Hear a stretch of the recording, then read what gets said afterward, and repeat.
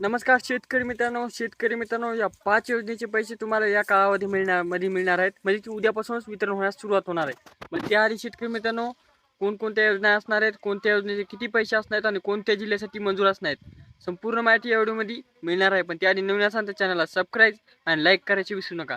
चला तर व्हिडिओला सुरुवात करतो.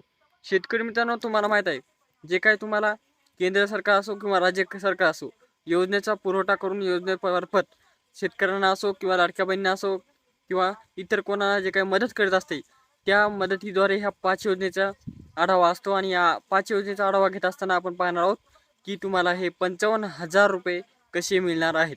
तर संपूर्ण माहिती पाहूया. शेतकरी मित्रांनो, समजात पहिली योजना म्हणजे की पीक विमा.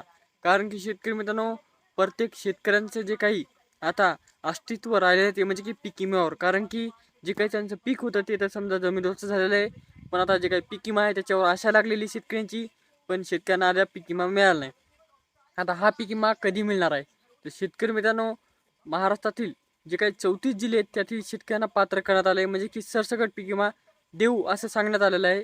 पण जे काही हेक्टरी 17,500 ते 32,000पर्यंत पीक विमा मिळणार आहे. तर शेतकरी मित्रांनो, यामध्ये तुमच्या शेती कोणती होती, म्हणजे पीक कोणतं होतं शेतात, सोयाबीन होतं, कापूस होता किंवा तूर होती, इतर कोणते पिकं होते याच्यावर अवलंबून असणार आहे. त्याचबरोबर शेतकरी मित्रांनो, हा पीक विमा हा 1 जूनपासून वितरण होण्यास सुरुवात होईल असं सांगण्यात येत आहे. ज्या ज्या शेतकऱ्यांचे जे काही आधार कार्ड अपडेट नसतात ते अपडेट करून घ्या, व त्याचबरोबर बँकेला लिंक नसतात ते लिंक करून घ्या. जेणेकरून हे 2 कामं केल्यानंतर जे काही सरकारी योजनेचे पैसे DBTद्वारे पाठवत असतात ते पैसे तुमच्या खात्यावर येतात. त्यानंतर शेतकरी मित्रांनो, 2025चा पीक विमा तर मिळणारच आहे, पण मागेच एक घोषणा एवढी होती की मागील 3 वर्षाखालचा पीक विमा मिळेल. ते पण या जानेवारी महिन्यापासून तुम्हाला तुमच्या खात्यावर जमा व्हायला सुरुवात होईल असं सांगण्यात येत आहे. त्यानंतर शेतकरी मित्रांनो, दुसरी योजना आहे ती म्हणजे की लाडकी बहीण योजना.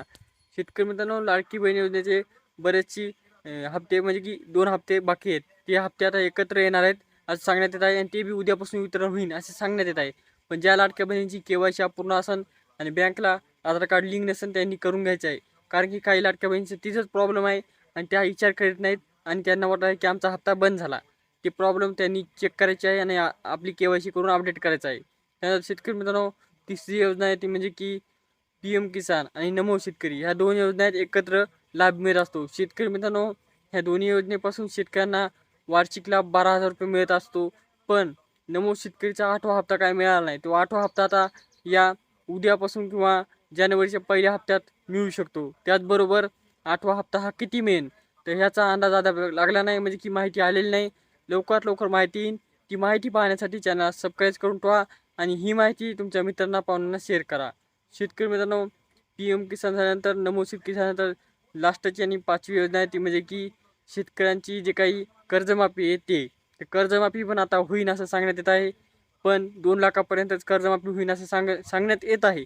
आता ही कधी होईन, काय होईन, अद्याप हिचं काय ठरलेलं नाही. पण ही जेव्हा होईन तेव्हा तुम्हाला नक्कीच कळण्यात येईल, म्हणजे की त्याच्या आधीच कळण्यात येईल. त्यामुळे चॅनल सबस्क्राईब करा, बेल आयकॉन प्रेस करा आणि मित्रांना पाहुण्यांना व्हिडिओ शेअर करा. भेटूया नेक्स्ट वेळी. तोपर्यंत धन्यवाद.